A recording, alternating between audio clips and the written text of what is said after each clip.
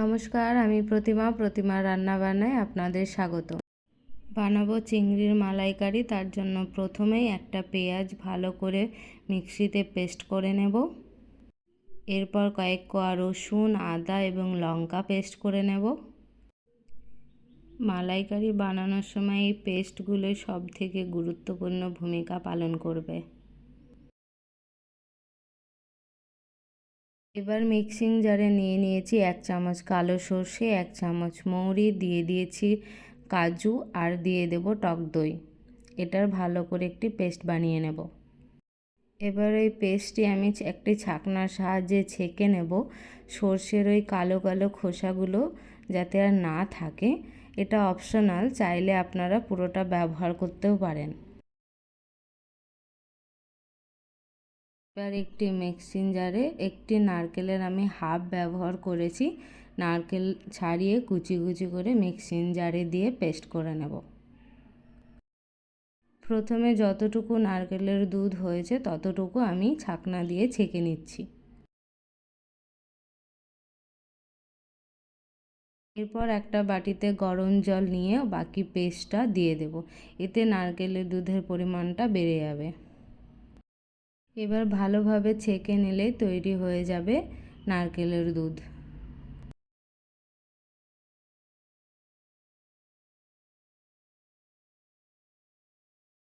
তৈরি রং বেরঙের বাটা মশলা, আর এদিকে চিংড়ি লবণ হলুদ মাখিয়েও রেখে দিয়েছি।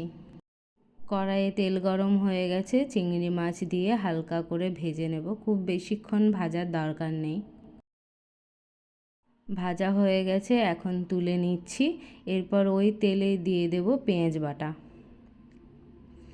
পেঁয়াজের জল কমে যাওয়া পর্যন্ত পেঁয়াজটিকে কষতে থাকবো। পেঁয়াজের জল একদম শুকিয়ে এসেছে। এখানে দিয়ে দিচ্ছি আদা, লঙ্কা আর রসুনের পেস্টটি। 3 চামচ ব্যবহার করেছি। এবার দিয়ে দিচ্ছি সামান্য লবণ, হলুদ আর অল্প কাশ্মীরি লঙ্কার গুঁড়ো। ভালো করে কষিয়ে নেব। আদা রসুনের কাঁচা ভাব চলে যাওয়ার পরে দিয়ে দিচ্ছি সর্ষে, মৌরি, দই, কাজুর পেস্টটি। ভালো করে কষিয়ে নেব কিছুক্ষণ। বাটি ধোয়া জলটাও সামান্য দিয়ে দিচ্ছি।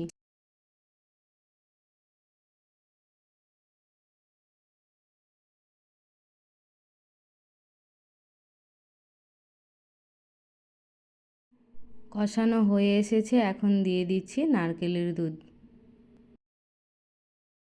ভালো করে ফুটে ওঠা পর্যন্ত অপেক্ষা করব। যারা আমার চ্যানেলে নতুন রয়েছেন তারা আমার চ্যানেলটি সাবস্ক্রাইব করে বেল আইকনটি ক্লিক করে রাখবেন নতুন নতুন রান্নার ভিডিওগুলি সবার আগে দেখার জন্য। ফুটে এসেছে, এখন দিয়ে দিচ্ছি ভেজে রাখা চিংড়িগুলি। খুব ভালোভাবে ফুটতে দেব। এখন দিয়ে দিচ্ছি স্বাদ মতো চিনি।